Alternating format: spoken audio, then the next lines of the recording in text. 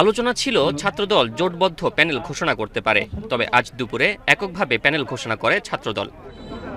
সংবাদ সম্মেলনে প্যানেল ঘোষণা করেন কেন্দ্রীয় ছাত্র দলের সাধারণ সম্পাদক। এতে ভিপি পদে সাজ্জাদ হোসেন হৃদয় এবং জিএস পদে সাফায়াত হোসেনকে প্রার্থী হিসেবে মনোনীত করা হয়। বাংলাদেশ জাতীয়তাবাদী ছাত্রদল চট্টগ্রাম বিশ্ববিদ্যালয় শাখার সাংগঠনিক সম্পাদক জনাব সাজ্জাদ হোসেন হৃদয়। আমাদের শিক্ষার্থীদের একটা আশঙ্কা যে একটা ওদের কতটুকু একটা সুষ্ঠু গ্রহণযোগ্য নির্বাচন তারা আয়োজন করতে পারবে।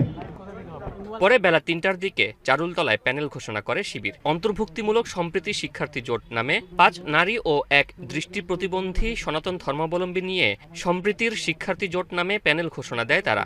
এতে ভিপি পদে ইব্রাহিম হোসেন রনি ও জিএস পদে সাইদ বিন হাবিবকে মনোনীত করা হয়। এ সময় নির্বাচিত হলে দলের নয় বরং ২৭,০০০ শিক্ষার্থীর প্রতিনিধিত্ব করার কথা জানান নেতারা। আমাদের চাকসু নির্বাচনের যিনি ভিপি হিসেবে নির্বাচন করবেন ইব্রাহিম হোসেন রনি।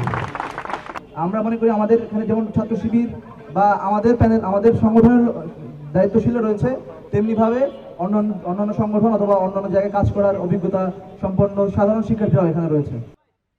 এদিকে প্রথমে চাকসু নির্বাচনে প্যানেল না দেওয়ার কথা বললেও পরে আংশিক প্যানেলে নির্বাচনে অংশ নেওয়ার কথা জানিয়েছে বাকছাস চবি শাখা।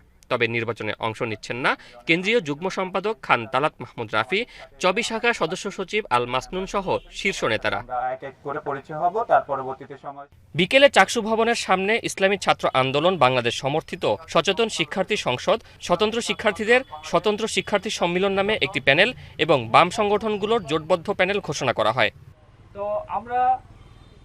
শোয়েব রহমান, এখন, চট্টগ্রাম।